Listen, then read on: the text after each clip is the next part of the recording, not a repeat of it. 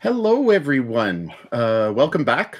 We're here with our motley crew of Emilio Leone, a special type of Italian. We have Hannes, who is Mr. Vader is a writer and in some ways an investigative a type of personality. We then have Freya, a very, very pregnant Icelandic giant of a woman, about 6'2". Mrs. Tatler Sodenberg is not with her husband, and we don't exactly know why, but she's on her way to Canada on her own, very, very pregnant. And then we have the famous Barney Ross, who is a boxer and actually a historical individual who was indeed friends with Jack Ruby and knew Jack Ruby from the army. Both of them are Jewish individuals and very much promoting the rights and freedoms of Jewish individuals at the time, and also worked in reality for Al Capone. So, Jack is a bit of a pain in the backside for poor Barney, because he's just constantly clinging on to him like glue.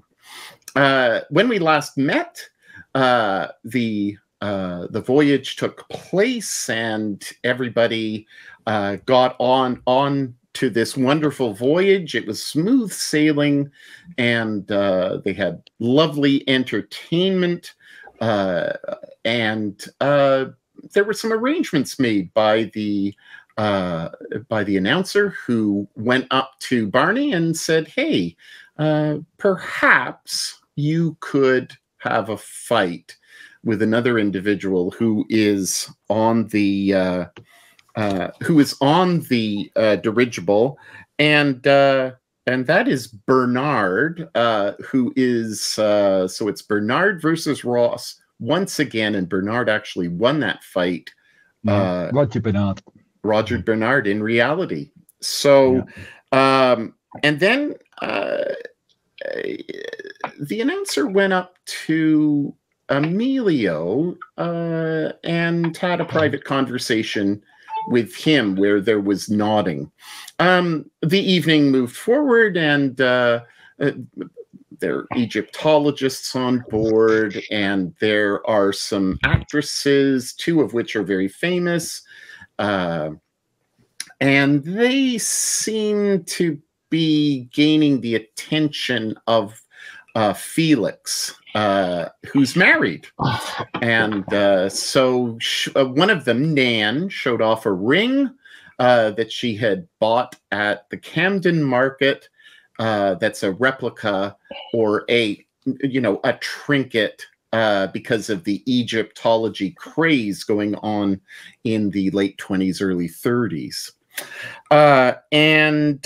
Then two of our intrepid people, not wanting to go to bed, decided that maybe perhaps after hearing from a reporter that there may be something on board that's large and possibly Egyptian, Hannes and Emilio went down pretty easily, in fact, opened up a crate, found a sarcophagus, opened the sarcophagus, and next thing they knew, Emilio had a bloody nose, and Hannes felt a bit of embarrassment about why he felt the compulsion to hit him. And that... I know I'm annoying sometimes, but you don't need to punch me in the nose. And that is where we find ourselves. I cannot explain what happened there. It was the box that made me do it. That's right. So, there are some things that have occurred that were not part of the last little part of the session that we had, and so I saved it for today. Freya, I would like you to make a, I guess, the closest thing to awareness. So a vigilance roll, please. You're starting us off tonight.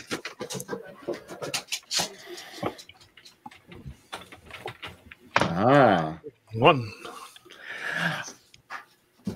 On your way back from going to the washroom, you hear some footsteps returning to a room, and they're fairly light footsteps. It's on your side of, so there's a female side and there's a male side. You believe that it's probably in the, it's possibly maybe next to you, perhaps, that somebody has returned to their room. And you would have noticed if they actually were in the washroom, and they were not. I pull my dressing gown tighter, and I try to peek and see if I can see something or hear something more. Can you give me another vigilance roll, please? Another. No. No, not really. So I'm going to now move to share the screen, and hopefully I will get it correct. So there we are. And so I'm just going to activate this for everybody. I believe that I'm doing it correctly. Is everybody there now? Yeah. So Okay. we're getting there. Floor plan, essentially, yeah? Yep. Yeah, there you go. So you can see that you can see where everybody is located. Hannes and Emilio, can you give me vigilance checks as well? Yeah. Sure. Vigilance, not good. Nothing. Nope.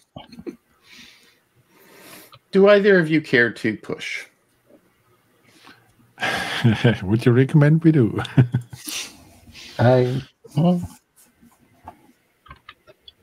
Let's just say that you return to your rooms and everything is fine. You I said last time that you dreamt that all of you, everyone dreamt like you were trapped.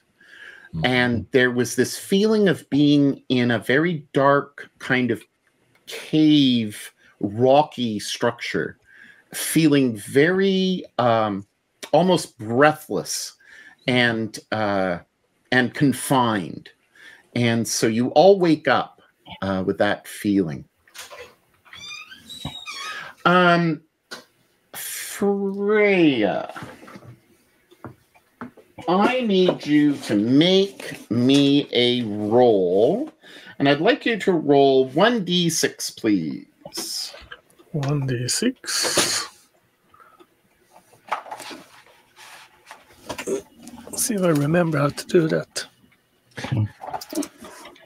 On the if you go to the chat window, yeah, Got it.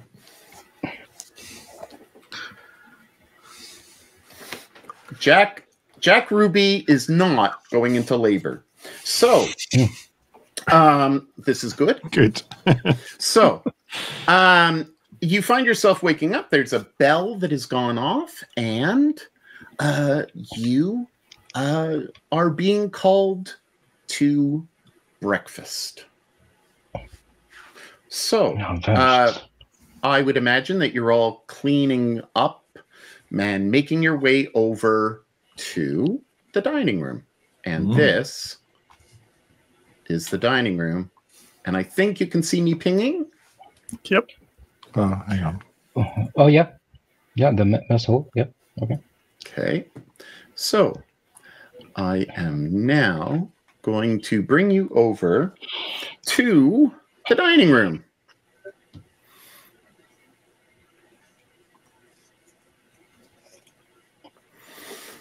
Can you see yourselves? Yeah. Oh, wait. No, I have to actually do this. Activate it. I have to activate it. I've always got to remember that. There we go. So this is your dining room. And everybody has taken their places in this arrangement. This is one of the few times that you'll be kind of forced into an arrangement, but you were kind of late arriving. So you found yourself sitting together. Of course, Jack is there, and Bertie has come in and found himself sitting right across from Hannes. Behind Barney is Roger, and you can basically see the arrangement of everybody and how they're sitting. What would you like to do? Eat. So there is a choice between a continental and a egg, kind of scrambled eggs and toast. There's no meat at this service, but it's more continental, and it comes at a fairly regular pace. But it does take a while for the cooks downstairs to get things sent up the bellhop or the yeah. Is that what rich people are eating? Looks like it. Oh, not sure I'd want to, really. It's not that bad. It is made. It's homemade. And seems. I'll just have a lot of scrambled eggs then. yeah, but protein. Yeah, just protein yourself up. Yeah. So the purser Adolf is serving. He seems to be constantly on. Monty is sitting down eating by himself behind Emilio. So do you chat amongst yourselves? There is a crowd. It's very noisy, like any cafeteria. Yeah. So Monty's by himself, is he? Yes, he is.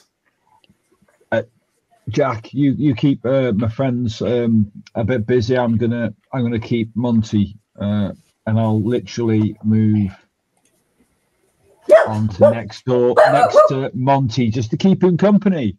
Yeah, that's very nice. You're by yourself. Can't let you sit by yourself. I thought I'd come and. Jack, Barney, do you want me to join you? No, you stay and chat with my friends. Here, let me bring you your eggs. And the purser comes up and he comes down. I took my eggs with me. Oh, you took your eggs with you. Excellent. Yeah. So you're next to Monty now, and Jack looks kind of lost as he looks across at Emilio.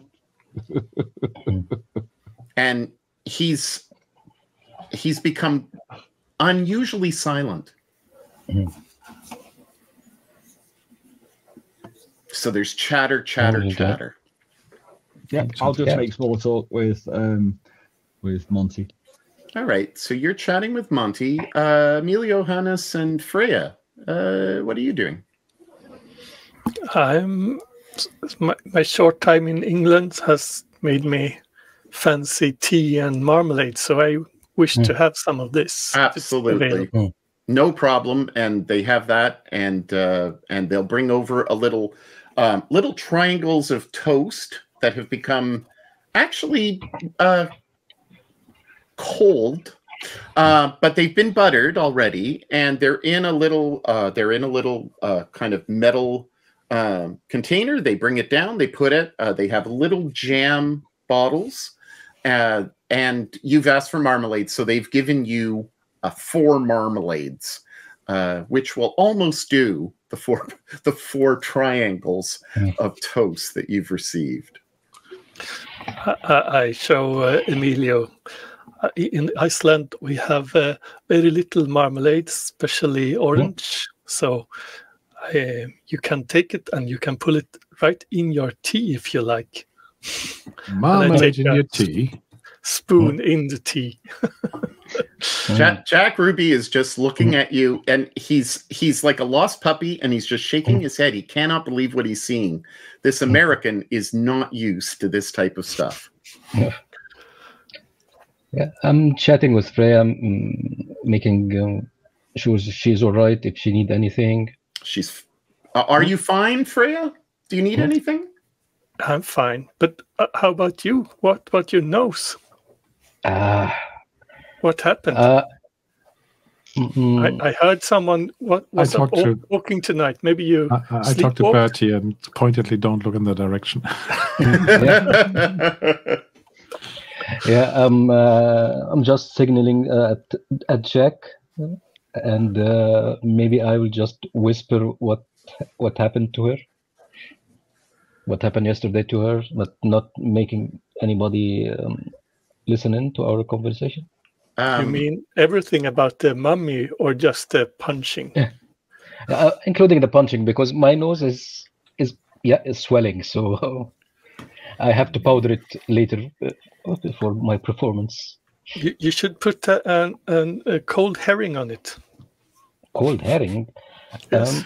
Nice idea, but where should I get herring inside the blimp? Oh, that's right. Maybe it's hard to come by here. I love herring, by the way. And I'm looking at this... what's his name? Sorry, I forgot. The Egyptologist. Kruse, yeah. Felix Kruse. Eddie and Felix. Yeah, I'm looking. I'm just taking a glance at him, seeing if he noticed that if he's looking at us, notice that he a little bit nervous because maybe he noticed that his container was open. I'd like you to give me actually a observation check. Observation. Everyone? No, just Emilio, please. Just Emilio.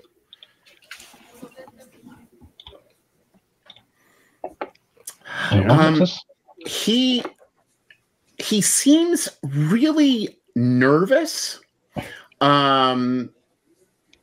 with a level of guilt, you feel, as he looks at Nan and Jane, and they're all chatting about Egypt. Now, one of the things that you've noticed, and everybody has noticed this, is unlike everyone else on the airship, all of the actresses have dressed up in Egyptian clothing. And so if you look at their images, they're all dressed up.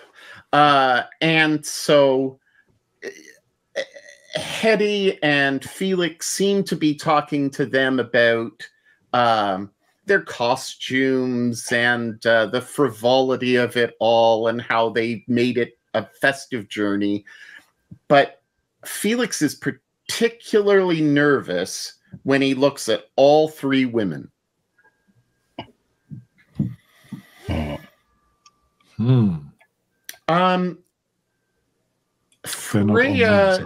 Freya, you notice that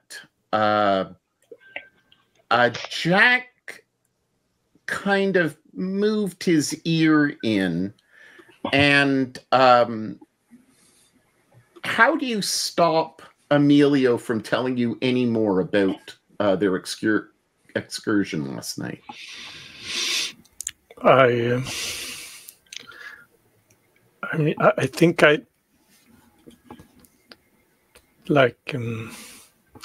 maybe tip my cup of tea a bit so it drips out on the table, and I start fussing about it, and I try to give Emilio some looks that he should wait a Shut bit. up. And I would say at that point, Emilio turns and looks over at Felix. Barney, you're speaking to Monty.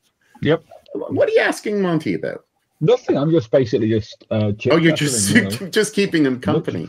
Just keeping him company. It's just talking about how he's feeling the trip. You know, what's his plans in when he arrives in Canada. Just general chit chat. Nothing spectacular. Ooh. Jack stormed off. He's run away. Monty says to you, "Are you ready for the fight?" Yeah.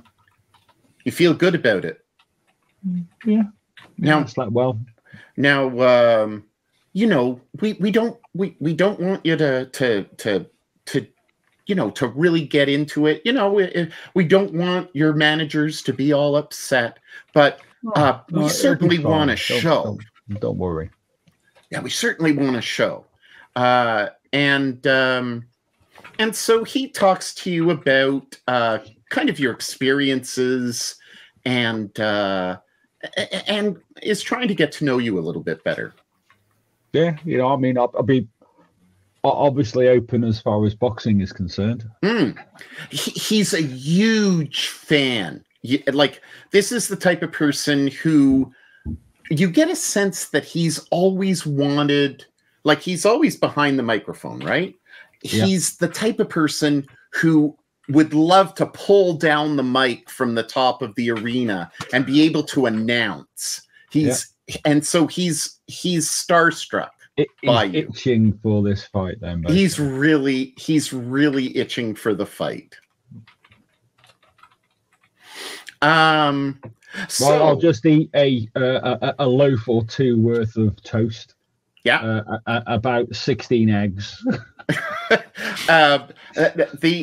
So Adolf comes by and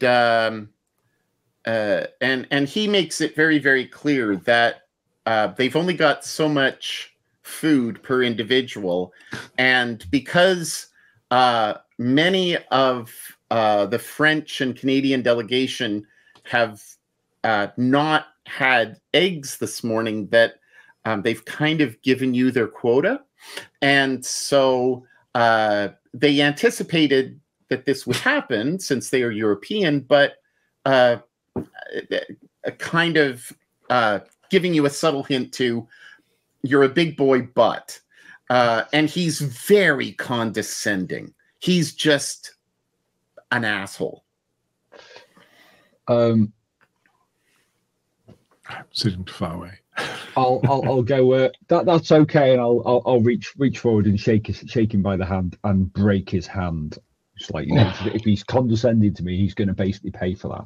Okay, so I'm literally going to yeah, that's fine. That's fine. That's fine, mate. That's no problem at all. Okay, so he shake his hand and. Can you do a strength check, please? Yeah, force. Can I? Did I hear this conversation happening or? Yeah. Okay. I heard it as well, but I can't reach. So it's up to you. No, I will let him, because I don't like condescending people. Okay, so the first thing is you've reached out your hand. Yep. He does reach out his hand, but it's almost like he doesn't want to touch you. I realize that, and I'm literally going to reach out, grab his hand, and then squeeze. Okay, so, do it. Thank you for your hospitality. And you've definitely injured his hand. He will be very sore for quite some time. It's like one of those, you know, where you basically you lock eyes with somebody and then you slowly grind the knuckles together. While smiling, and I guess, well, thank you very much for your concern. I much appreciate the extra eggs. Scheisse! And he pulls his hand back, and he and I'll look shocked. And Me too. And he Yeah, and I will try to. back. I'm trying to just in some way before he falls back, make him trip with the tray of food. Maybe tie his shoelaces together or something. Oh, like you've that, done, or- tying his shoelaces together. I trip him really up. don't think you have enough time to do Yep. that. Just I trip can't him even. up. Sure. Not even But going to give you a chance to roll. But yeah. you can. You could knock your chair back ever Yes. so Yeah. slightly. Yeah. So, yeah. uh, I want him to trip. acrobatics, please. Agility. Sorry, agility. Agility. Or would that be stealth actually? Because stealth is sleight of hand, isn't it? Choose. Sleight of foot. Okay. Sleight of foot. Yeah. Can I use my hobo tricks as well to just hide the? Oh, absolutely. Oh, absolutely. That sounds perfect. Adolf falls Yeah, once flat it's- on his face.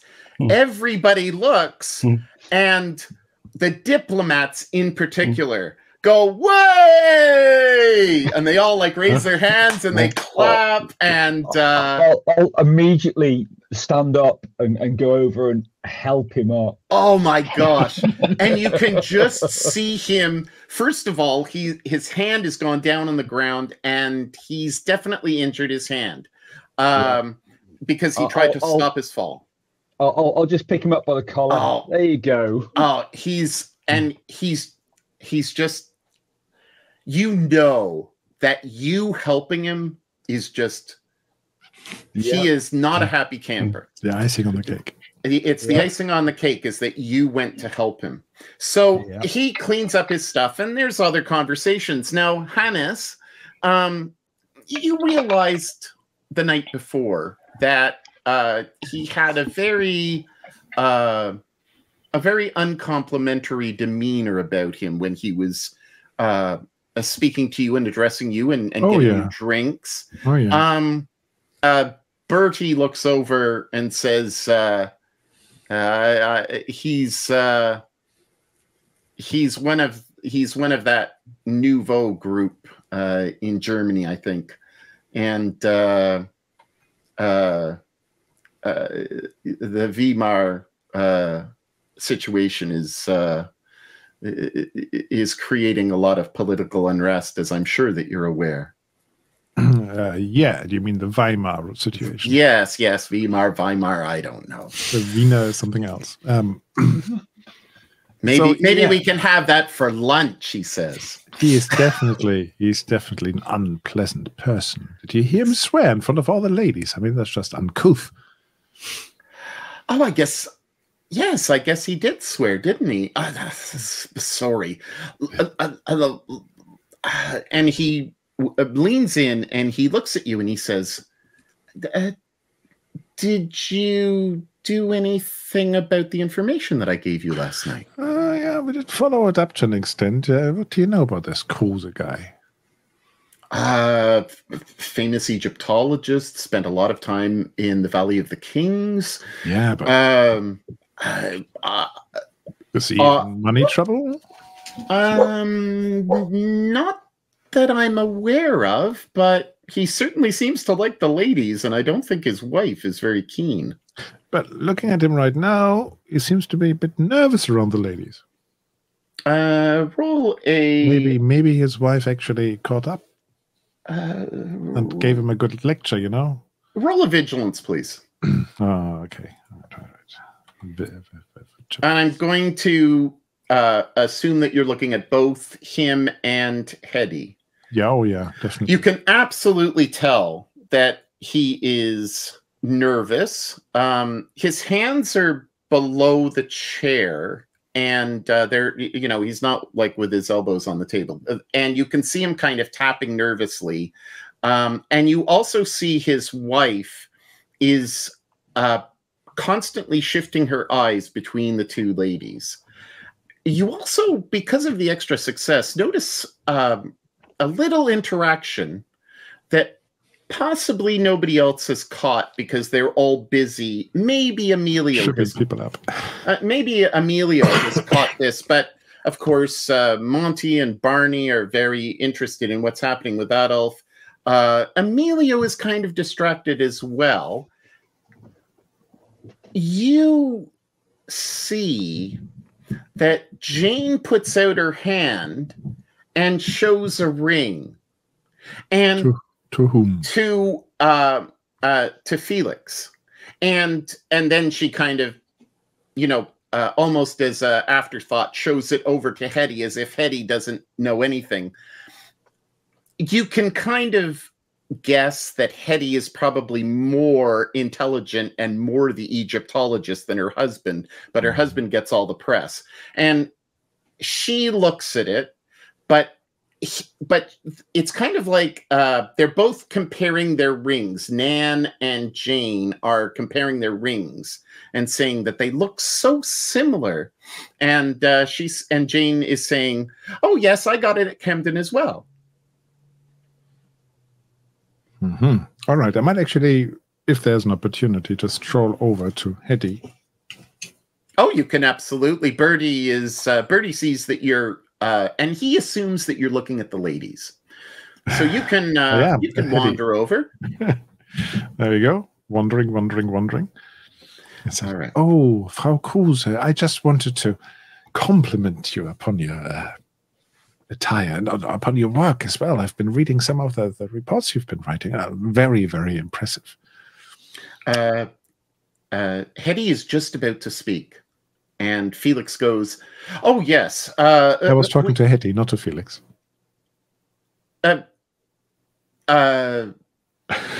And he's just stunned. And Hetty looks at you with great respect and says, "Oh, yes, we've been doing a lot of investigative work, and we found a number of sites that have resulted in quite the find." Yeah, it must be very exciting. Are you going on a lecture tour in America or in Canada? She seems a little bit nervous, but she says we're going to Montreal first, and our hope is to go to New York. I see. So what do you think? Have the traders of Camden Market produced some genuine Egyptian artifacts? And Jane and Nan put their fingers out and are like, "Oh, look!" And they're all very keen to show these things. Do they seem like they did last night? Or does one of them have glowing eyes or something? Okay, so there is this ring, and there is this ring. So this one, up there. Yeah. This one, Jane has, and this one, Nan has. That one is just a placeholder for me. You can't see it? That one is just a hooded man for me. Don't know whether the others can see it. Oh no! The second one, the left one. Oh, the left I can one. see both. I can see one ring, and I can see the foundry hooded man. So I would say, from my eye, they don't look very similar at all. Okay, so which one is not seen? For me, it's the left one. So the one that's by Emilio. So one. Oh, the one by Emilio. Okay, so you can see. Okay, one is two women's heads. One looks like a pharaoh. Okay, so let me just with a metal beard. What would it be under? Appearance? Oh, I can see it. No, it might just be caching. I might just refresh. It might be. It might be. Everybody else can see it. Yeah. Let me just refresh. If you look in StreamYard, Frank, you can see it in StreamYard as well. No. Oh yeah. Okay, I can see it. Freya, can you see it? Yeah. Okay. Yeah, I can see it now. After refreshing, I can see Okay. just a different background. So, very similar. Yeah, they are very similar. They're not though, because one's male, one's female. Two females, and one is a pharaoh. Yeah. Okay.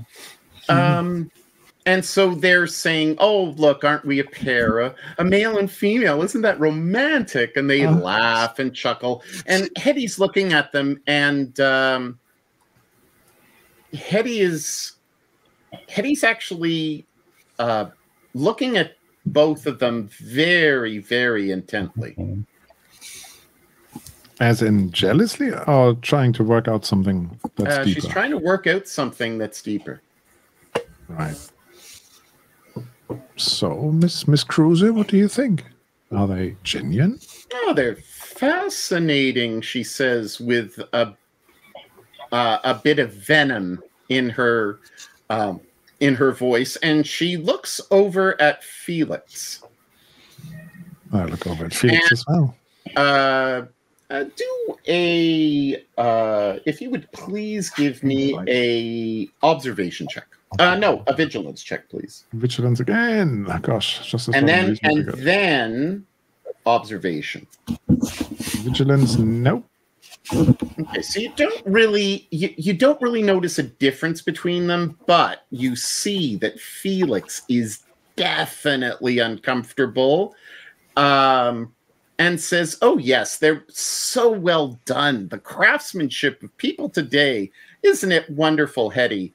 And he looks over at her, kind of nodding his head as if to get agreement.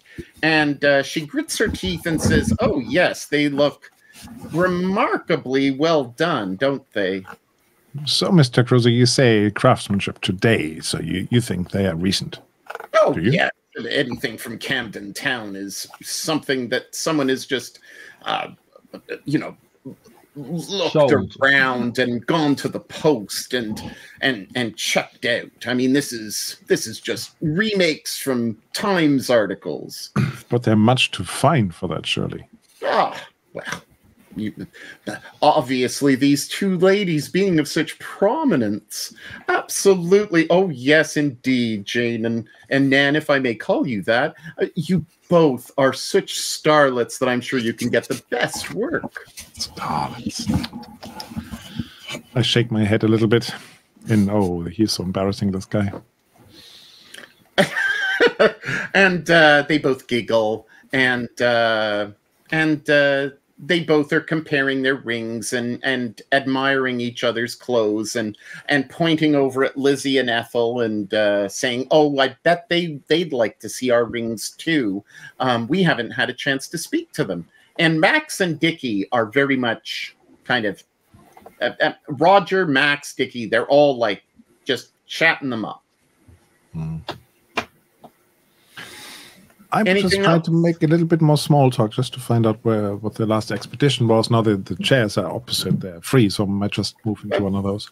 Yeah, you can sit next to them, and basically they're just giving you standard information that you could have read anywhere, but they're not divulging anything in particular. Oh, it's a pity. That's a pity, but I'll spend my time with that. Okay, and so you spend your time and you're listening and observing. Freya, what are you doing now? You've cleaned up your tea, you've finished your toast. Yeah, and I'm not used to my new riches, so I'm looking at the others' plates and take their food if they have left something, because I can't stand leaving food on the table. Oh yeah, you're like gobbling and I'm hungry. Yeah, you're gobbling it up, and Bertie looks at you, and Bertie sees that you're really famished, and Bertie doesn't seem to be very hungry. He passes his plate and says, "You're eating for two." Thank you, good sir. Amelia, what are you doing? I'm checking with Monty maybe when my act will start. After the fight or during the fight, during the breaks? Oh, it's going to be before the fight. The fight is the big event. Sorry, but they have to be the big event. Barney, of course, it's Barney Ross, man. It's Barney Ross. It's Barney Ross. Now, Barney is now probably... I don't know what Barney's doing. What is Barney doing? I'm guessing having a cup of coffee to round off the Now you heard, because you were helping Adolf, you heard most of the conversation that Hannes just had. So in other words, I know that Nan and Jane have the rings. Yes. And I'm guessing that Felix sold those rings because Hetty's a little pissed off. Oh, I gave them away as presents. Or gave them away as a present, and he's a complete and utter cad. So I'm going to remove the rings. So I'm just going to make sure that everybody understands that Nan has this ring. Jane has this ring. Oh, it's important. Yep. Which one? Sorry, on the left side is Nan, and right side Nan has the female. Jane has the male. Yep. And Jack is now over here. Anything else that you want to do as the table service starts to end? Wonder if there's any more food going, but then realizing there isn't.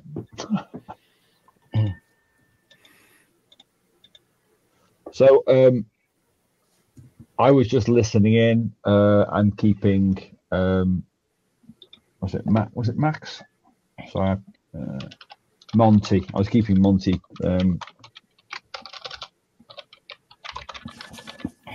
Okay. So, Monty, anything else that you would like to do in this scene?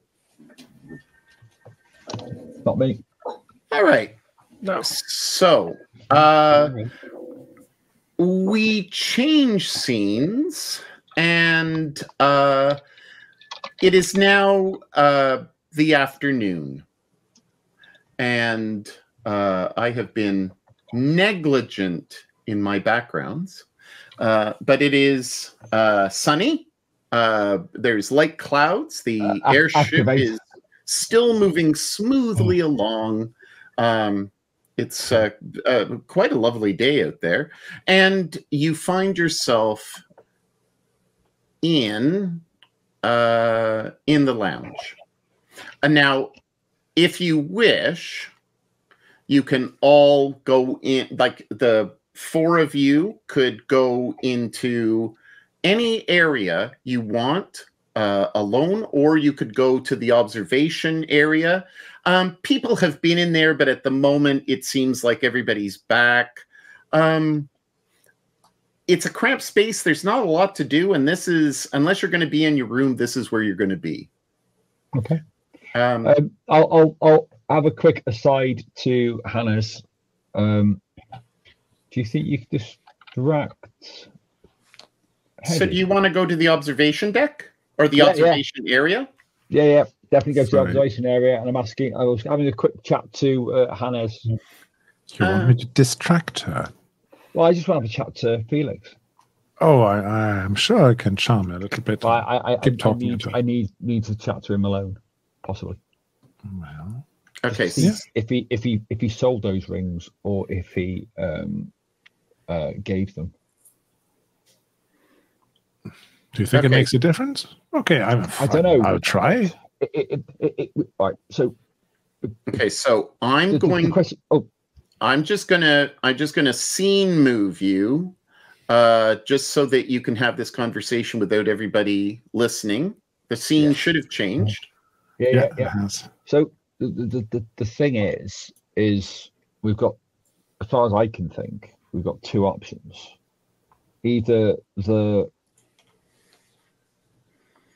rings, because it seems a little bit of coincidence that two Egyptian rings that seem to be tied to the two Egyptologists are on the flight where they randomly bought them from Camden Market. It just seems a little bit too. I agree. It seems odd, especially seeing that's what we found downstairs. And it's just a bit of an odd thing. There's nothing else going on the flight. Does Bunny know yet what we found downstairs? Because I might just tell you, I'm almost wondering whether the cruisers actually took those rings out of the box we found in the storage compartment last night. Say what? Have you noticed that Emilio has got a bloody nose? Yeah. I thought he might have fallen over yesterday. We had a slight adventure yesterday. Because I was wondering, you see such a well-mannered and nice man, and you punched this poor It Emilio. wasn't me. I didn't punch him. It was I my hand, but not understand. me. It must have been something. And You're saying some sort of force. I think they brought or bought an Egyptian mummy. And you think it's despite an our hand mummy? luggage restrictions only. I don't know how they did this. But Well, obviously, maybe, you know what I mean? There's always a way. there's a way. But maybe those rings have something to do with the lady in the box downstairs. Or is it a lady mummy then? I think so. It was hard to tell. She was all wrapped up. Okay. So, But I had the sense it was a lady. right. Okay. It's mysterious. It's mysterious. I don't know whether this is legal or not, but then I have no jurisdiction here. Am I? But I'm going to write a story about it. Don't know much about archaeology. No. But think about it from our special society perspective. Yeah, that's Moving what I was intrigued about. 2 random rings that I guess that Felix Part. I think he sold them, to be honest, because Maybe Hedy was to bribe somebody pretty, else. or to pay for the trip out here to bribe to get the mummy out. But we might be moving as spirit. I don't think they'd know that. I don't think he's clever enough. He might not be, but we know. Yeah. This flight is getting interesting by the second. I hope you don't punch me once more. Every time you see a mummy, you punch me. Next time it's your turn. It also seems a little, I don't know, we've got limited hand luggage and the ladies are wearing Egyptian style dress. Maybe clothes. Keep them on for the rest of the flight. I mean, they are very fashionable. But yeah, I will distract the lady for you if I can, Mrs. Cruiser. All right.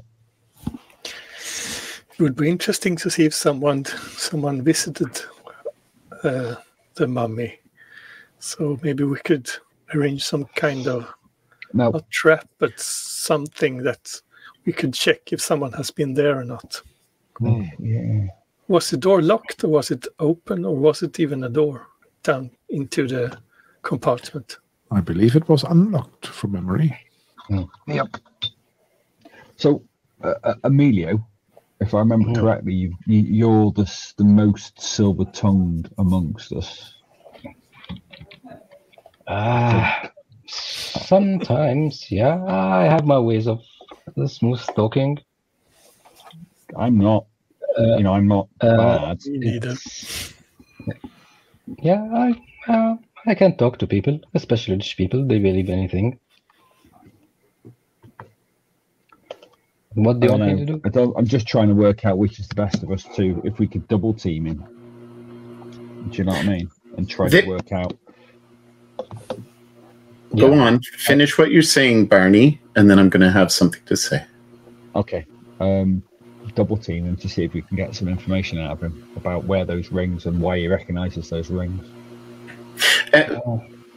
Barney finishes talking about the rings, and all of a sudden, you look into the main room, and you see that there's an argument that's all of a sudden happening and occurring between the British delegation, the French delegation, and the Canadian delegation, and it just seemed like everybody was just chatting. There was laughter. Everything seemed to be okay. And then all of a sudden, all hell seems to break loose. You look over and you see that a couple of you can't really tell who it is, whether it's a British or a French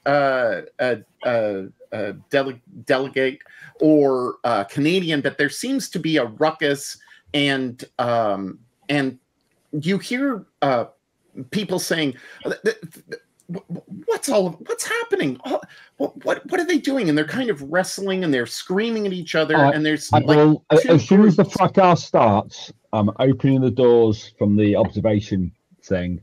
I'm going to walk straight up to them and go, "Gentlemen, please." So in this area here, and I'm not going to bother to put the delegations, but they're pretty much in this corner.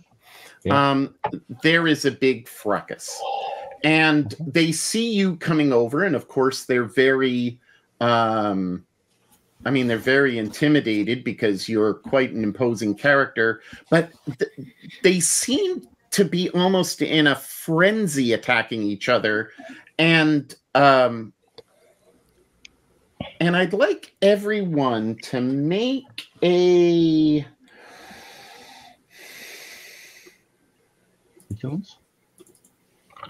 fear roll. No, not fear. You're listening for something. So yeah, I guess it would be vigilance. I think everybody needs to roll a vigilance roll, please. Well, that's me screwed.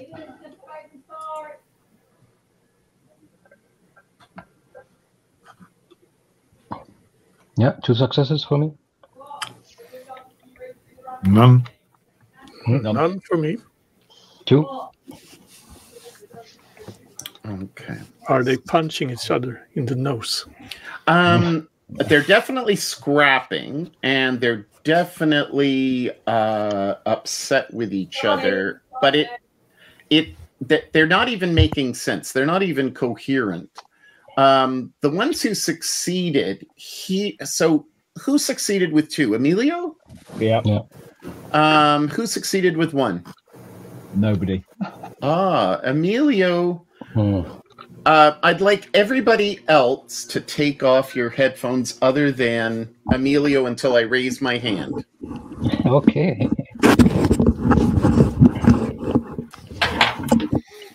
Emilio, you hear giggling. And this giggling is pretty, like, it's almost like it's something that you hear, but it looks like nobody else is paying any attention to the giggling. They're all, it's the most bizarre thing. You hear laughter, but there's nobody that you can see who's laughing. Yeah.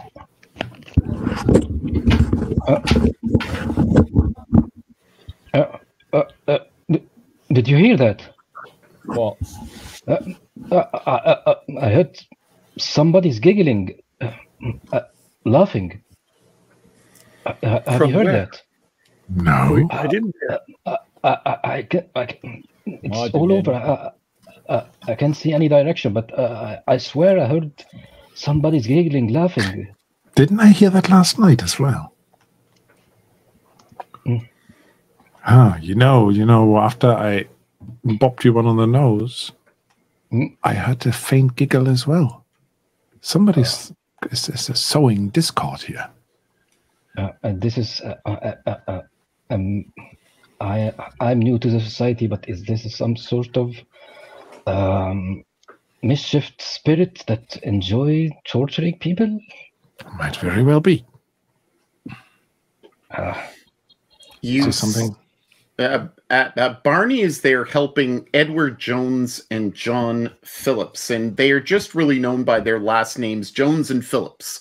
And these are the 2 guards that you've been seeing kind of wandering around, and they certainly look more determined. And so they're helping break up, and after they... Pardon me? I'm wading in. Oh, yes. Oh, absolutely. And so, Barney, you don't even need to roll. Just tell me what you're doing. I'll literally just grab one guy by the scruff of the neck and another guy by the scruff of the neck, and I'll just tear them apart. And it's and shake them. And they look at you with kind of glazed over eyes, and they're looking at each other, and all of a sudden, in their native tongues, they're saying to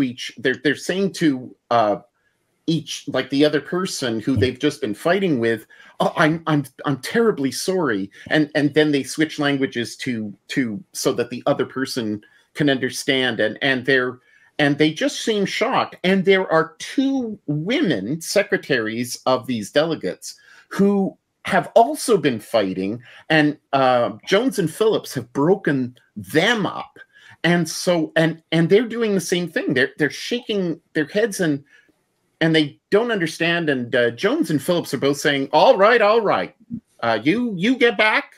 Go, everybody to their cabins for you delegates. I'm fed up with this stuff." And so everybody take a break. Go into the dining room or go into your room, but get out of here. I don't know what the hell you're thinking. If you're gonna fight on the ground. Don't need this crap. And Jones and Phillips turn to you and say, "Mr. Ross, thank you. That's quite right. I don't know what came over them." It was a bit weird, wasn't it? It was remarkable. I was watching from over on the other side, and I didn't see anything. I didn't see any provocation. No. Oh, I don't know who I just deleted. During the fight, I'm just. During the fight, am I? No, sorry. Go on. During the fight, am I distracted by the laugh that I heard, or can I see what's Felix and Heidi's reaction to the fight? Are they? Oh, they're shocked. Absolutely shocked. Okay. Everybody's shocked. There's bewilderment amongst everyone. There's not one person that is not kind of, what happened? Okay. Adolf goes to check on them, and Edward and John have decided that he better not leave them alone because they might start breaking up the kitchen and stuff. So they also decide to go.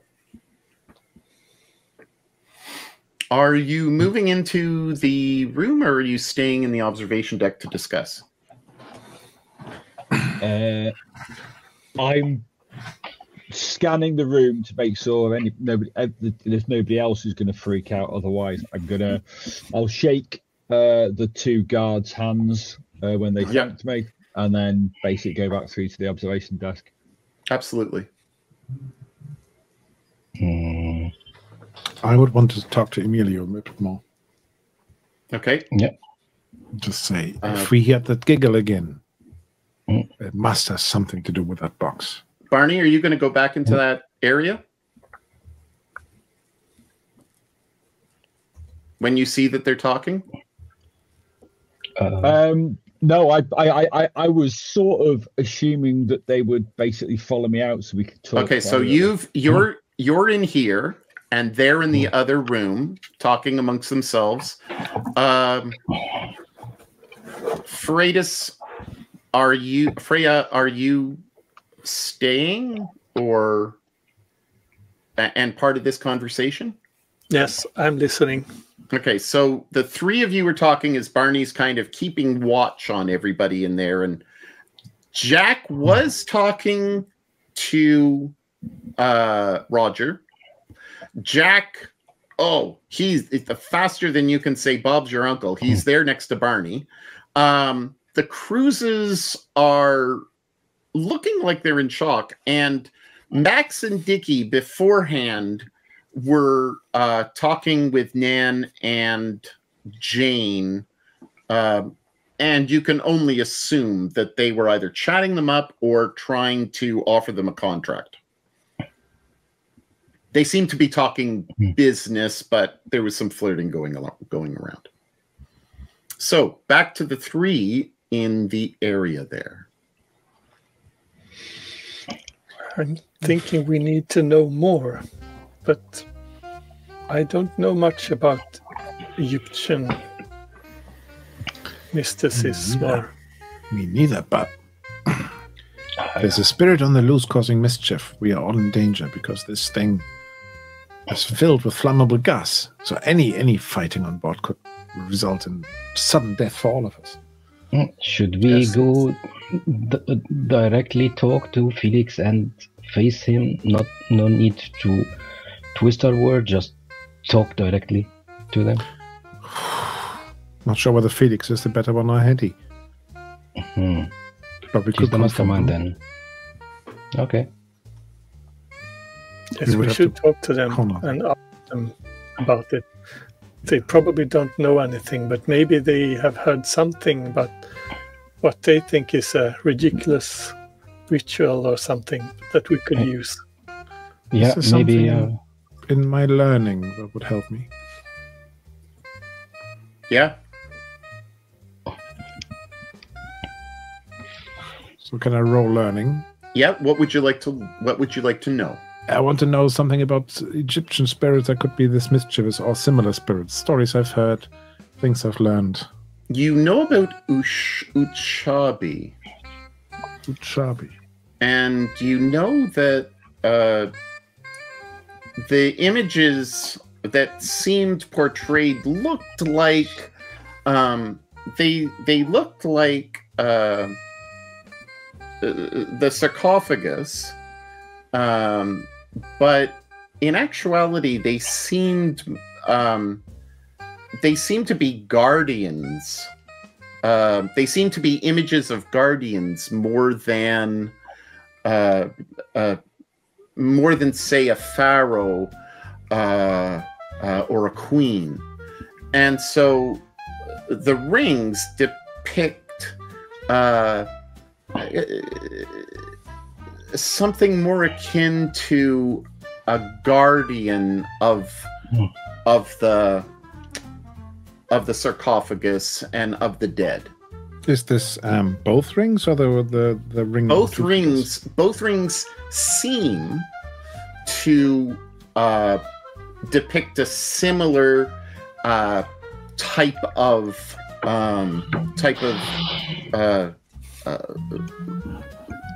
visage, but it's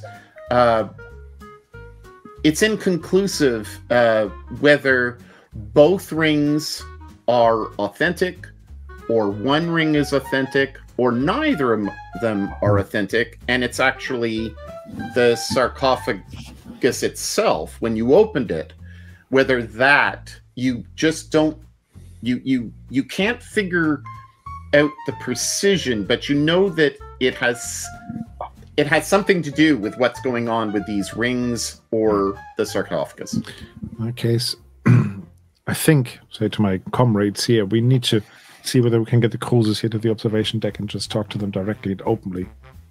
Yes, if I'm speculating here, maybe the rings are some kind of protection from this spirit, and he and his wife, he gave them away to the girls instead of giving them to him and his wife. Might very well be. I wonder what Jack is up to. Because he keeps rolling. Yeah, he does keep rolling. Yeah, I think let's see whether I can ask the cruisers to step into the observation deck with us. Yes, you seem to know a bit about Egyptology. So. I know a little bit. I wouldn't say I'm an expert at all, but I know a little bit. I already forgot the name. Ushani, was it? Uchabi. Uchabi. Uchabi. I will try to study them, the Egyptologists, and see if they react in suspicious ways when Hannes talks to them. So Freydis, who are you? What are you trying to discern? If they look guilty or something. The cruises? Yes. Please give me a vigilance check. So I'm going across basically and saying, can you please stop across? I think we have something urgent to discuss. Okay. No. No, come on, push this. So, Freydis, what do you think you've seen? Maybe I should push it to see if I actually see something. Yes. Which condition do you take? Yes, yeah, which condition do you take? It's an emotional one. or a mental one? Emotional. Angry, I'm a bit frightened, frightened, hopeless? I think. Frightened. Yes, I think it's a And- bit. It's a nerving situation.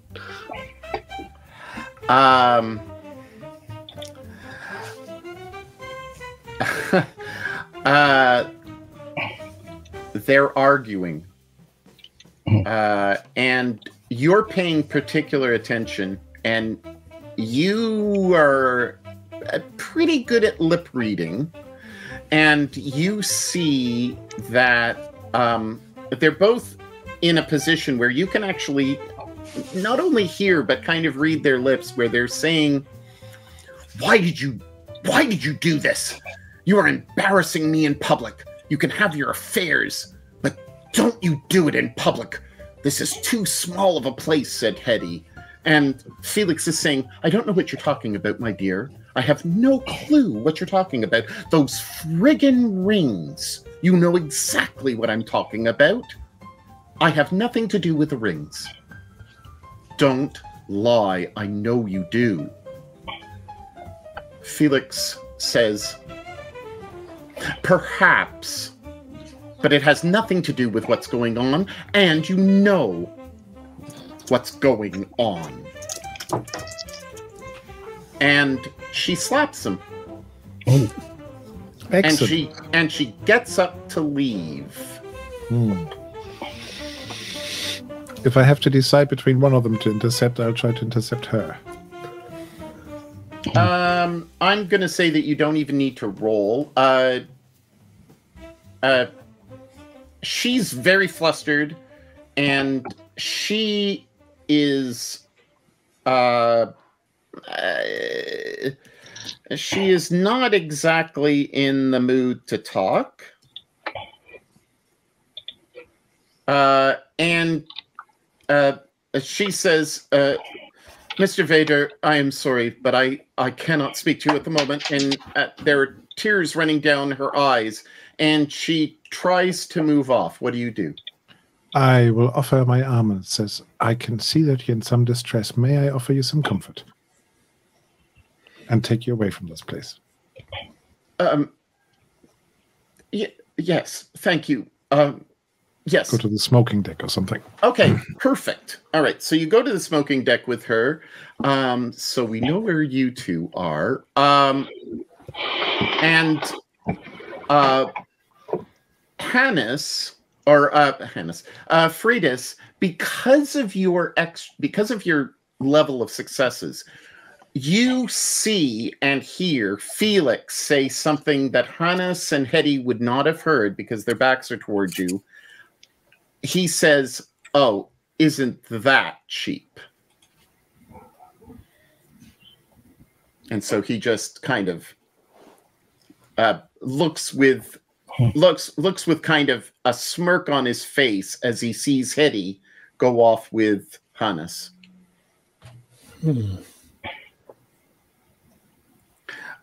Jack goes up to Barney and says to Barney, "Hey, Barney, it looks as if we're going to be clearing out. You're gonna knock him out. If you knock him out, we're gonna be rich." Barney. Yep. I know you ignore me. You ignore me all the time. I said we're going to be rich. Rich? Why rich? Because, yeah, I forgot about that. Yeah. I've gone to all those delegates. Yeah. Man, they're stinking rich. We're talking about over $100. No. Wow. That's good. And if you knock them out, it could be triple. Well, I'm knocking them out.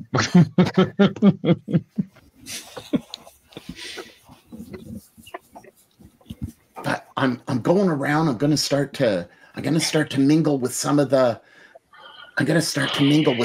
actresses. They've got money to burn. Okay. All right, so he goes off and he is doing his own thing. Thank God. So, Hannes, what are you doing? Well, I'm trying to. No, sorry, I got mistaken. Emilio, what are you doing? Seeing maybe looking at Barney and winks at Felix. Maybe we can just pressure him. Felix. Mm-hmm. Yeah. Okay. All right, and also Frey. Freddy says. I have told you about that exchange, so you know about it. Even if it's a bit ashamed to gossip about it because it was very personal, but I felt I had to.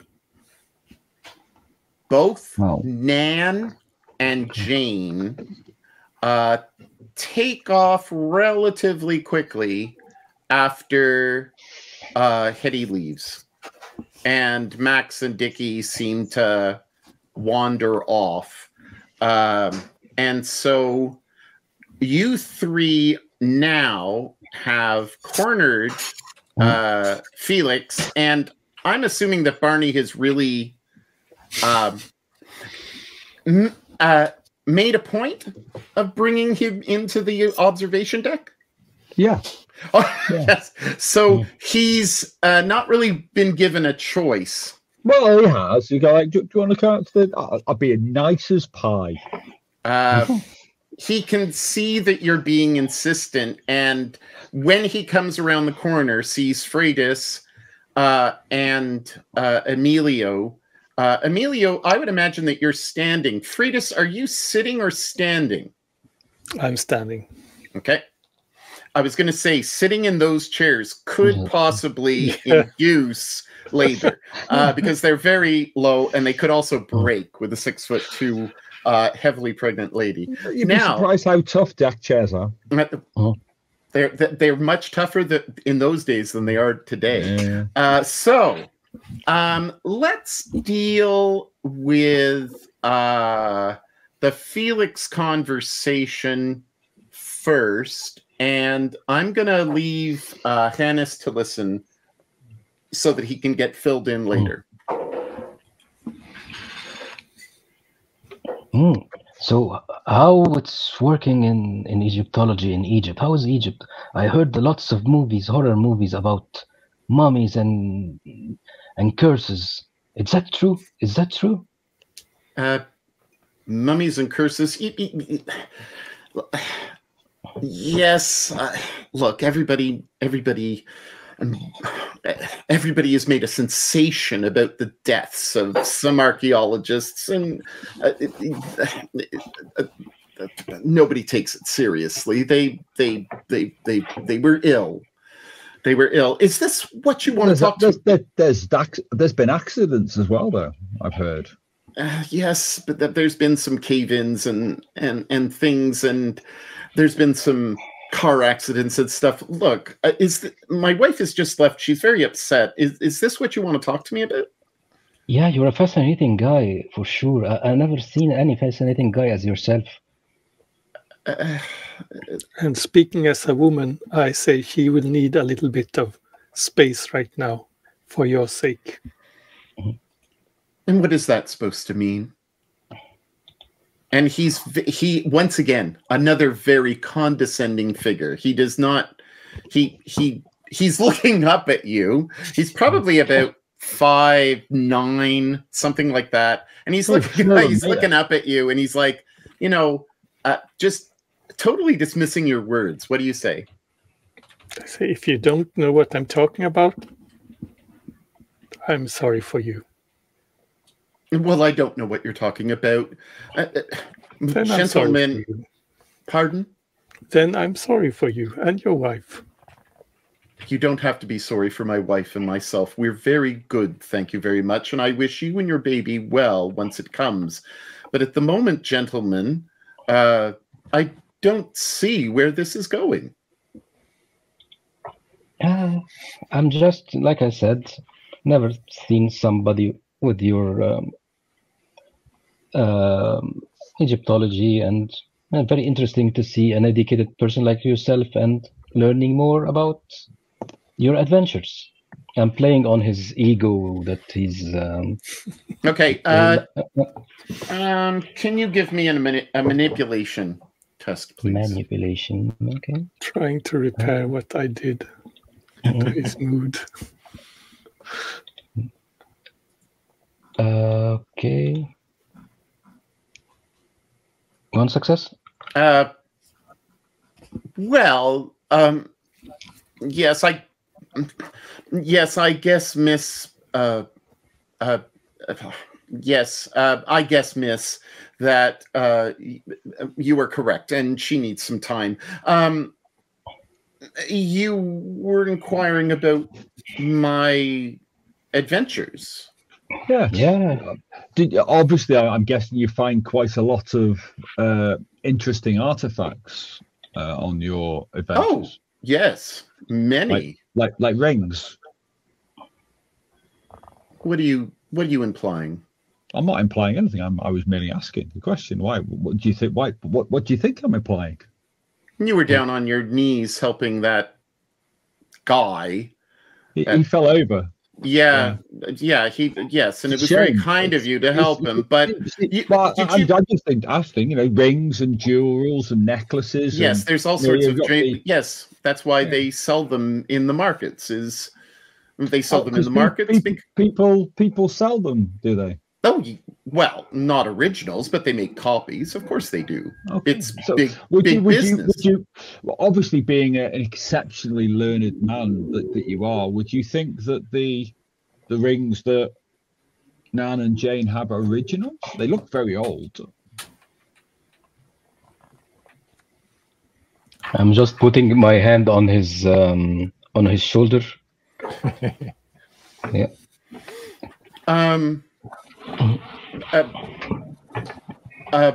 They're very good copies. That is for sure. Very good copies. Very good copies. I'm seeing that he's becoming more nervous that we are talking about the ring. Yeah, you are. Yeah, you're because of your previous successes, you're more aware of it, so you don't need to roll. So he's definitely he's got something to hide. So they're copies of. They're very pretty, aren't they? What where are they from? What pyramid? What tomb are they from? The copies of, obviously. Well, they're from 048, and it's a wonderful dig, and we've discovered many artifacts. We discovered a particular tomb, and it seemed to have an important individual in it, and of course we cataloged and brought it to the British Museum, and as we do, we make a proper manifest of everything and bring it and hand it over to those who study such things. Yeah. Have you identified this important figure? Well, the study continues. It takes years and years to be able to decipher the meaning behind many of these artifacts, but they are intriguing, and I love an adventure. Douglas, has the what's it called? The thingy stone been found yet? Rosetta? The Rosetta Stone? Rosetta Stone, because that was the one that basically broke the. Yeah, it should have been. No, because obviously, if the Rosetta Stone's been found, it was made a huge thing about in the time. If it has been found out, they should be able to, work out exactly what's in the tomb pretty quickly. So his prevarication is incorrect, but obviously it all depends on whether Rosetta Stone's been found or not. Sorry, I was typing with my keyboard and not. It was found in 1799. Okay, all right. So, but wouldn't the Rosetta Stone?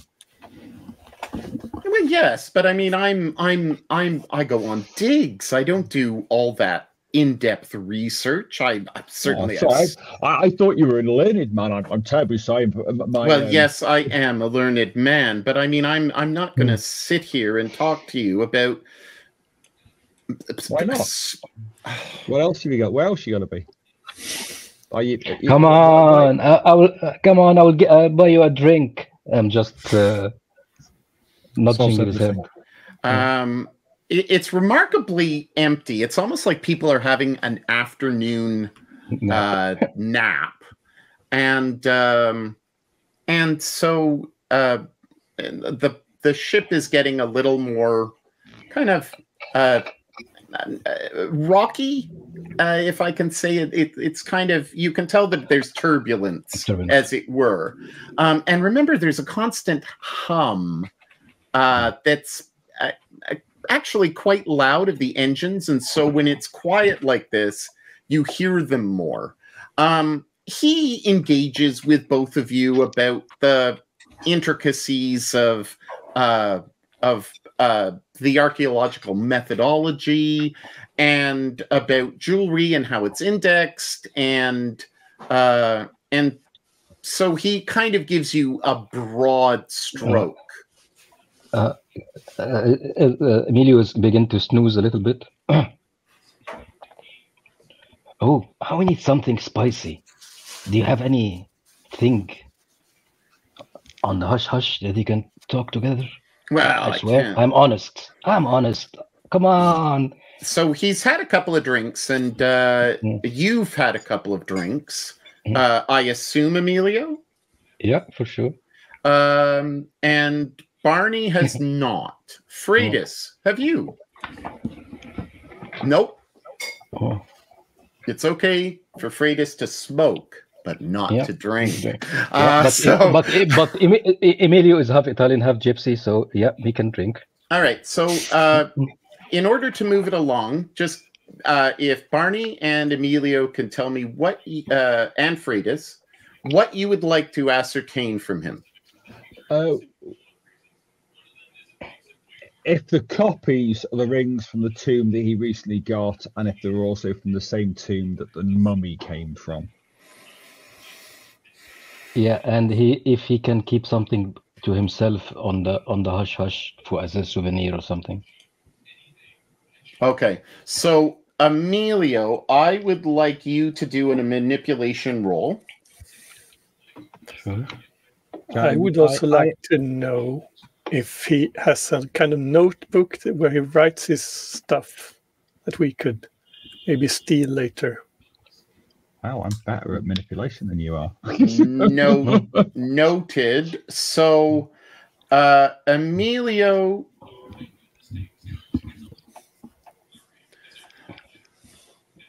tell me what exactly you want to know. I was attempting to assist, but it makes no difference. Okay, yeah. But Emilio? Do you keep a souvenir for yourself? You know, you're doing the hard work and all the people taking credit. He says,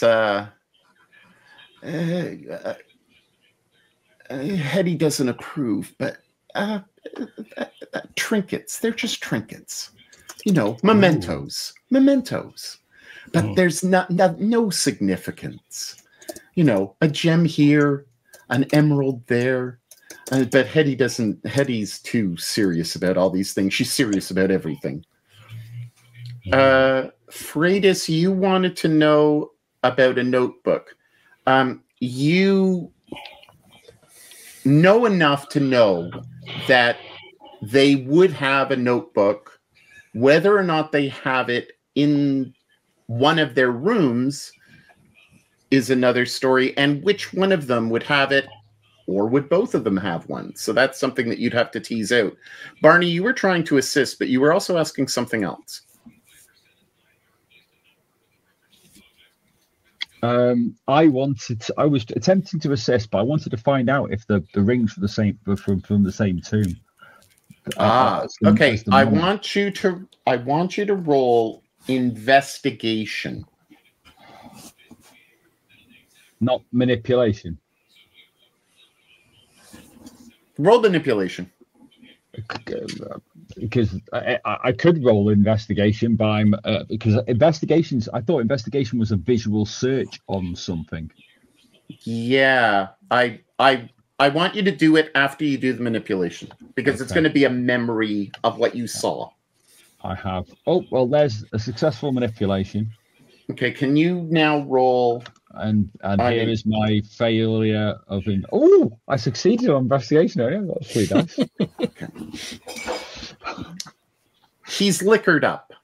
Yeah. And he's not a very large man, so he doesn't hold his liquor very well.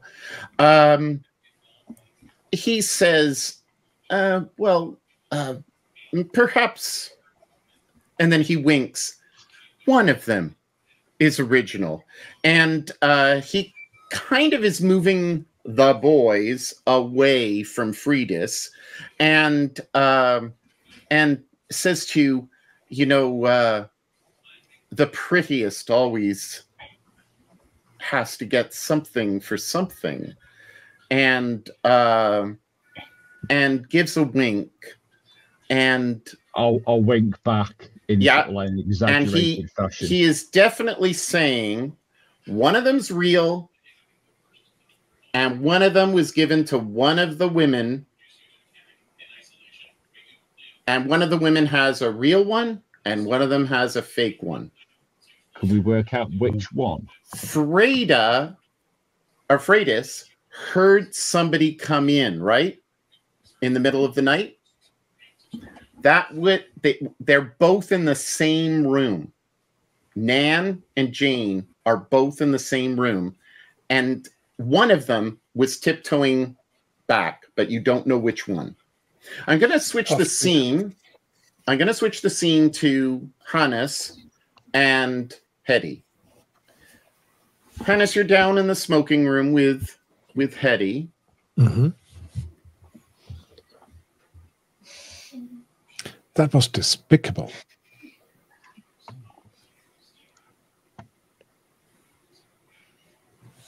Your husband does not seem to appreciate you at all.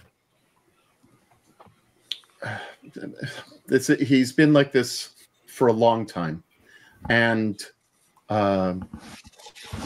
it's just something that we have to put up with. I am not one to judge if you have come to an arrangement. Oh, I wouldn't say it. I wouldn't say it's an arrangement. I would say that it's more like a cross to bear.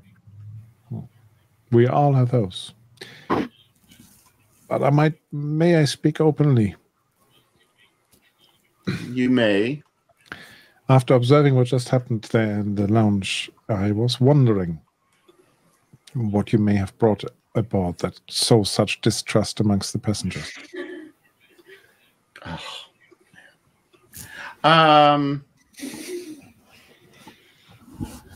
forgotten them already. What was it? Ushdas? Ushapti. Ushapti. I should really write that down. And I might just say, I'm not an expert, but I've read a bit, and I was wondering whether the guardian spirits might have traveled with the artifact you brought aboard and are now sowing discord. It is possible. There have been some writings that they are very mischievous, but can also be very destructive.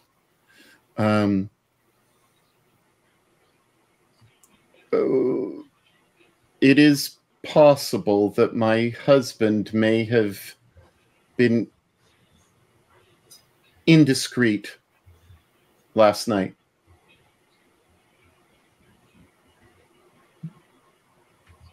Something that would have upset the guardian spirits?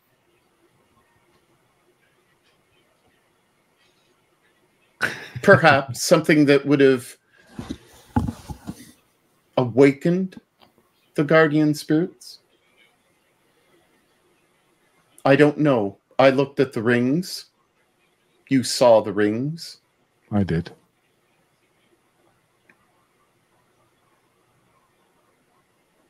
Something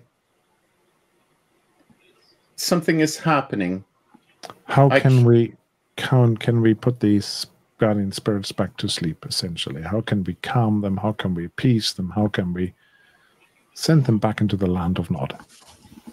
What I know is that they are capricious at best, and they are not easily appeased if woken.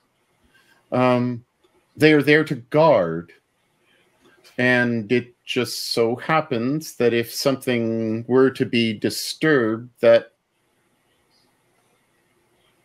we may have on board, that a series of events could have happened that would have displeased them.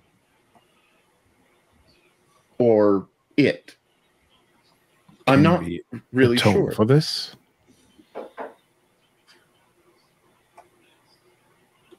I really don't know. I'm concerned, but it doesn't make sense. A ring that is definitely original.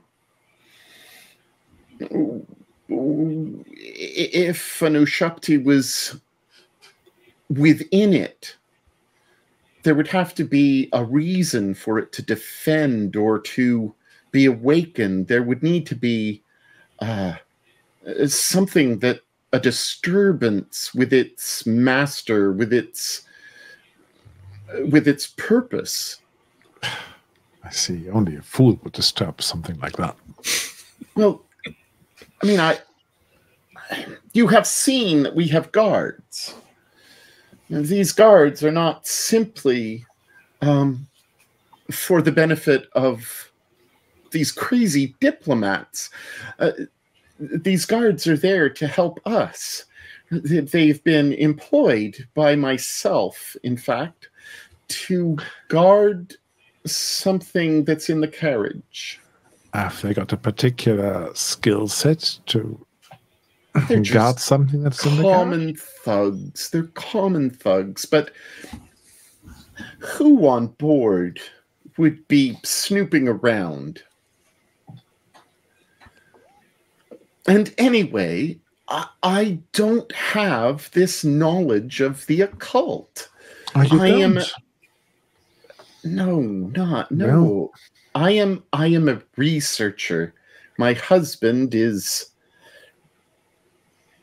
as it were, riding on my coattails. But don't you have some knowledge of rituals to appease these birds, for instance? Even if it's just based on scripture rather than practice.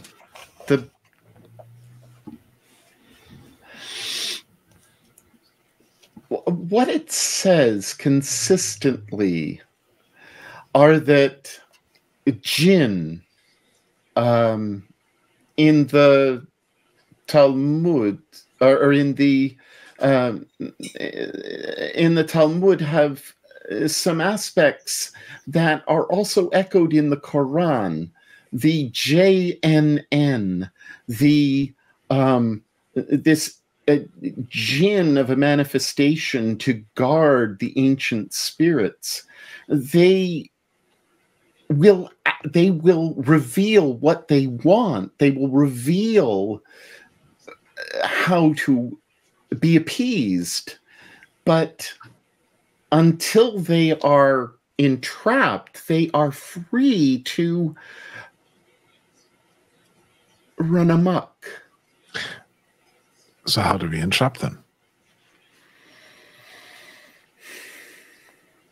Mr. Hannes, you seem to know much more about these occult matters.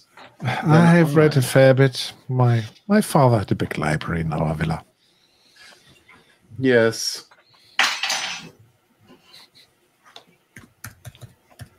It is wonderful to be learned.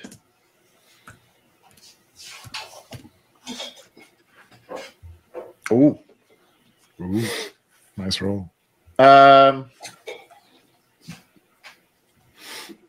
Mr. Hennis, let me be frank. Never heard that one before. No, never. You are what is known to some in the archaeological world as a seer. Are you not? I am a thirstless child. Yes, the other name. I don't think that my husband is aware of your gifts. I'm not too sure, but you are a very strange group of individuals who are hanging about, and it is not gone unnoticed. I believe that all of you have some form of awareness of the occult. I think it's fair to say we have developed a certain sensitivity and, I wouldn't say allergy, but certainly we feel the need to act if something goes off the rails. Well, I believe that something is going off the rails. So will you help us act? I can help, but I don't know how. I can assist in some of the knowledge, but I've really expressed to you everything that I know. Well, maybe when we get together to discuss it with the rest of the group, you may be thinking of new things. Other things might come to you. Mr. Vader, I am terribly sorry, but we have extended our time alone far beyond discretion, and I must leave. We may return. I will consider and help as best I can. Thank you.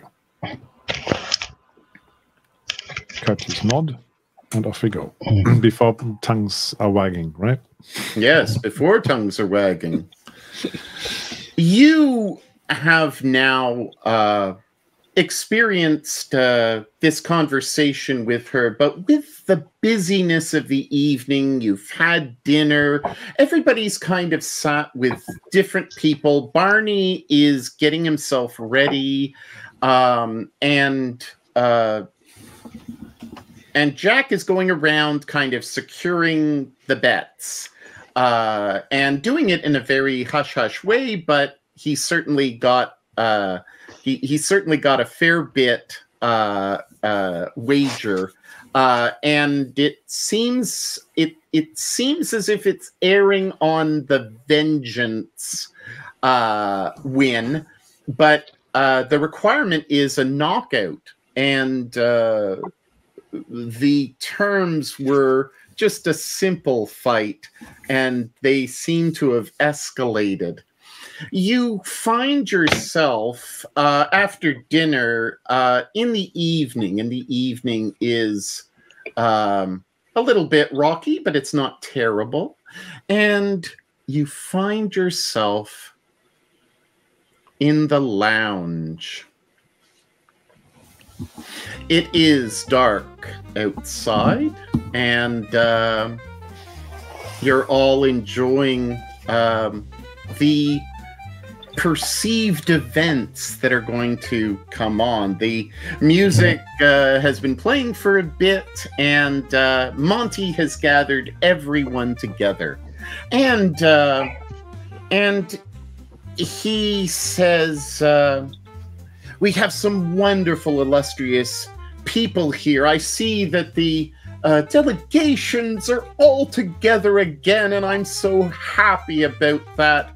And I see Mr. Ruby is there as well, possibly intervening, and everybody chuckles and laughs. The people who were fighting each other seem to have, there's some bloody noses and stuff, but they seem to have been okay. The Betty Ross trio is kind of just jingling along as he's speaking, and Birdie is taking pictures from behind. Everybody is in this vicinity. You even see the hospitality crew that works downstairs and behind the scenes.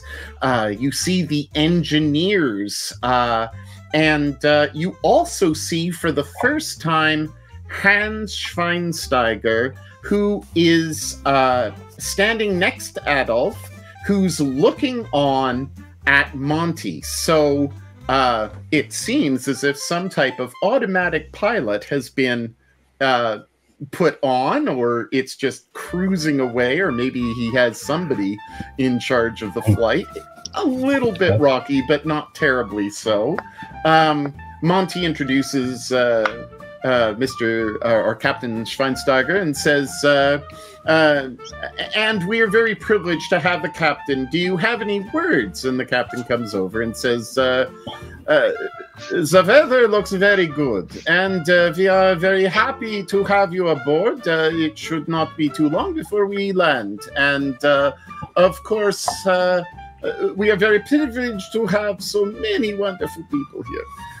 So we may encounter some rocky road tomorrow, but we shall see. Let's get on with all this. So now that the embarrassing Polish-German accent has been delivered, he returns to his place, and Monty says, and now for our first act. We have a special guest amongst us, someone that no one has seen, and everybody's looking around, and nobody seems to really notice. And he says,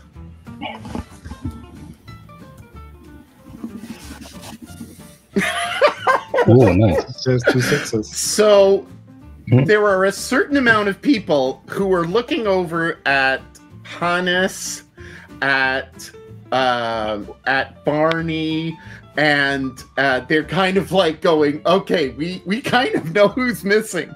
So he's made this big deal about who's missing and who's not there. And all of a sudden he introduces, we have all the way from Bohemia. We have a great opportunity to see at work a marvelous guest, someone that we hope you all enjoy.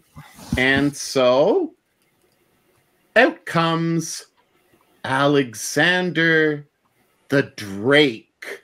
Welcome, Alexander the Drake, to all.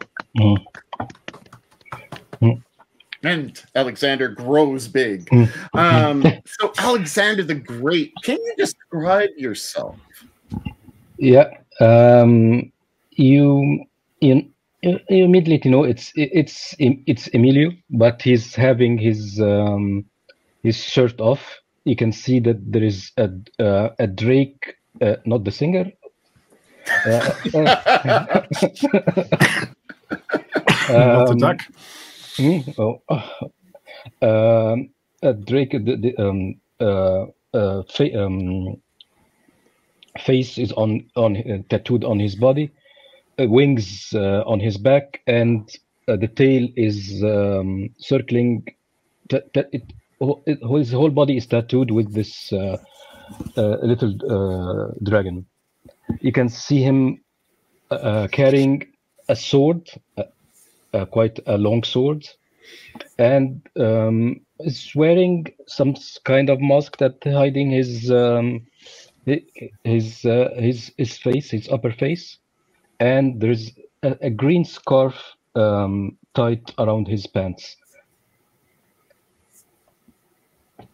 Yeah, it's Emilio because he has the green scarf, and even though his mask is on, he has a little.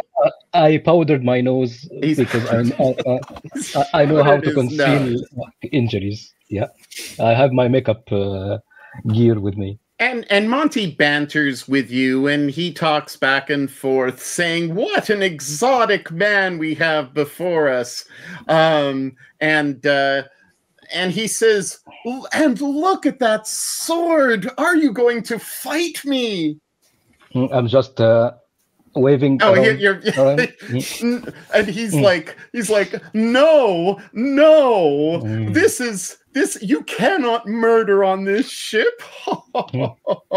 And as this is going on, Hetty all of a sudden just takes off and goes right next to Hannes. And so everybody else is captivated, but she moves away from her husband. Freitas, you have heard that there was yet another argument, and he said, or she said to him, I know you've given it over. She cannot keep it. There are people asking questions. And he says, I'll sleep with whomever I want. And at that point, she leaves. She just walks off. So that's what Freitas hears. Alexander the Drake. What? Monty says, Alexander the Drake, what shall you do for us tonight? You witness some miracles. You will see fire. No, we will not see fire. Because the Drake will. The Drake can't use fire. You cannot convince the Drake to use his magic. You will witness magic today, and fire will be cool on you. All right, so do what you will, and tell us what you're doing, and roll whatever you believe you should be rolling. Yeah. First thing, you can see him going to the trying to captivate the crowd a little bit with some moves and with some gymnastics first, rolling, doing a backflip with his while holding his sword, and he trying to seeing that it's very sharp. He's launch a handkerchief in the air and cut it in two. Agility, please. Yeah. Agility. Oh, agility. Okay. We don't want to be louder now. Yeah. Describe this to everyone a little bit more. Yeah. He's trying to. He just go around the crowd to tell him that the sword is very sharp, and maybe I don't know if this is gonna be taking one of the shawl that or maybe I'll go to Felix. I'll go to Felix, and the one is cravat, and flip it in the air and cut it with one of the daggers. Hey! And he's like, really, like, everybody's like, ooh, ah, and he's like, hey, what? I don't, what? And he's everybody else thinks that this is awesome, but everybody's ignoring him. And Hannes, Hetty, for the first time in the entire trip, is smiling. Ah, there you go. She likes to have her husband humiliated.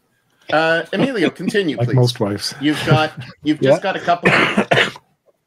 Yeah, and now I'm standing in the middle of the room. Yeah. I open my mouth wide, and I immediately just starting swallowing the sword.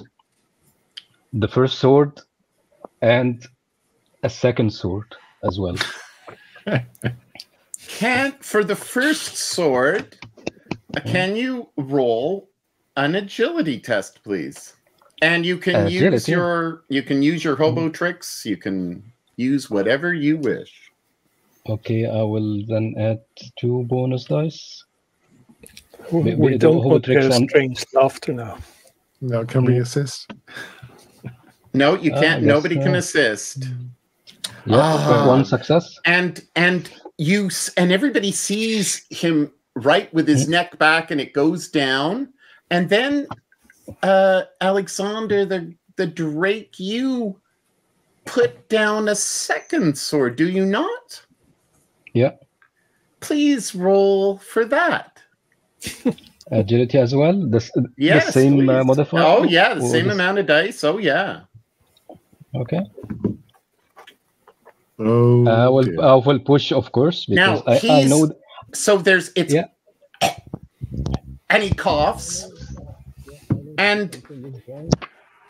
I will Can't try hear to push. You're going to push, okay. Yeah. It's part of I the noticed show. that... Yeah, I noticed that I'm doing something wrong, so yeah, I'm going to push. But you're making And, it like part of the show, right? Yeah.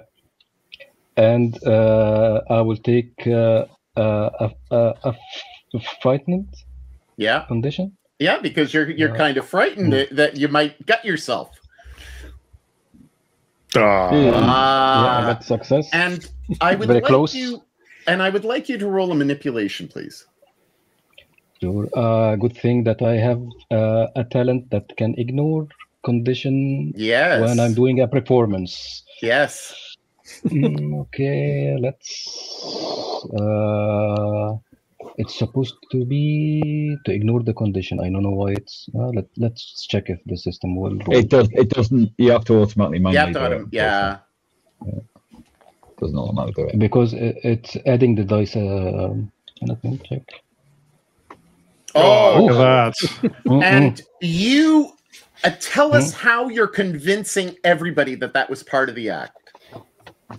Yeah, I'm trying to cope, and suddenly I'm just leave it like that and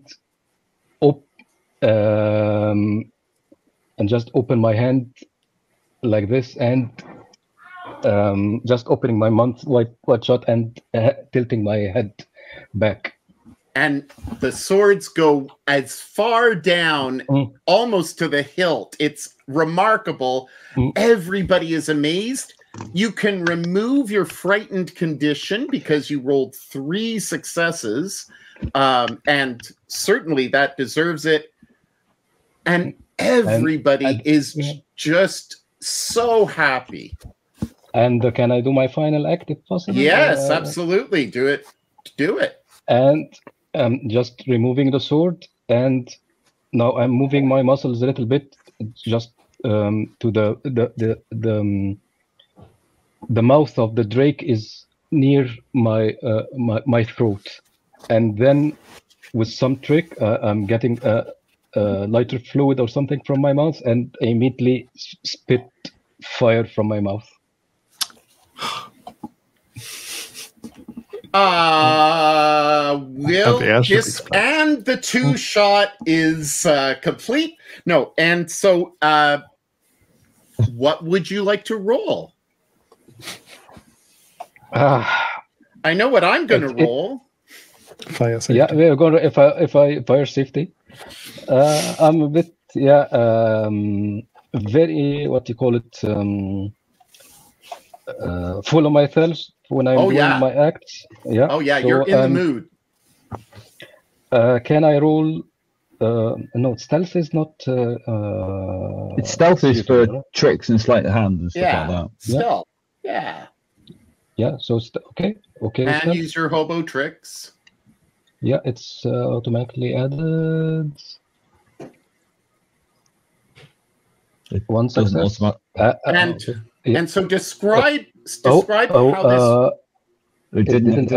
It doesn't automatically add them. Yeah, it's very strange. It added the last time. Did you need to roll more dice? 2. Yeah. Please roll 2 more. Okay. Yep. So it goes up, right? And what does it look like? It's I know that I'm in not in a safe space to do it. It's just a small fire, not to get to the roof, because I know that it's a helium powered blimp. Hydrogen. So I don't hydrogen. Sorry. So I don't want to just explode the whole place. So it's just a small sparkle or something like that. Okay, so, but it's pretty impressive, right? Yeah, that's why they call me the Drake.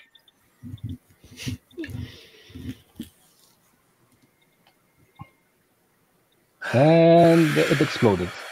No. And so everybody is like, now, Schweinsteiger, the engineers, Jones and Phillips, they're all running towards you. And then all of a sudden, it's like they stop and they're like looking at each other. They all start clapping and everybody starts clapping. And how do you make sure that everybody realizes that there was never any danger? Yeah,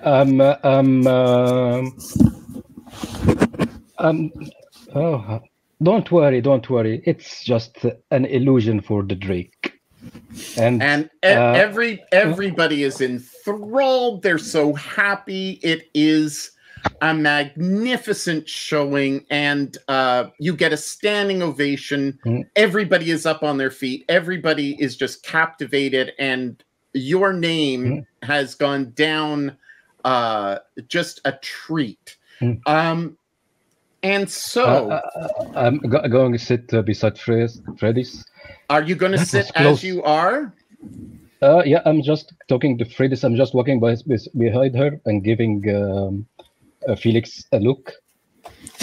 And I'm saying to Freddy's, that was very close. That was very close. It was marvelous. Awesome. Marvelous. That's awesome. Yeah, I'm going to get dressed and yeah. All right. So, and that's where we will leave you tonight. And Monty begins to say, there is more to come. Go have a smoke, take a break, have a rest. The big event is coming up next. Oh dear. Have a wonderful evening, everyone. Bye.